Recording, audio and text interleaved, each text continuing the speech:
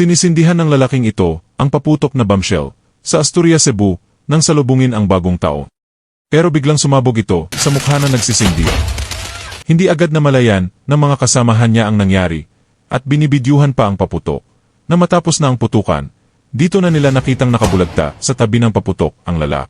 Patay ang 23 anyos na si Sail John Remis, isang vlogger.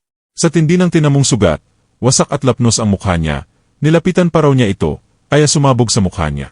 Akala ng pamangkin na kumuha ng video na nagbibiro lang Cyril nang nakita niyang nakahiga ito sa tabi ng paputok.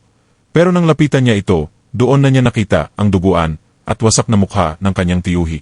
Agad niyang tinapon ang cellphone at hinubad ang kanyang suot na damit para takpan ang duguang mukha ni Cyril. Baliktad daw kasi ang pagkakalagay ng bombshell, kaya agad itong sumabo. Dali! Dali! Dali! Sakit. Kalit lang. Ang bilis ng pangitabo.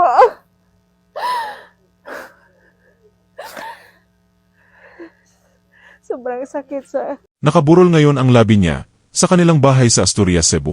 Ito po si Bolsa Z, TTE Nagbabalita. Mag-subscribe lamang po para sa mga susunod nating video. Maraming salamat.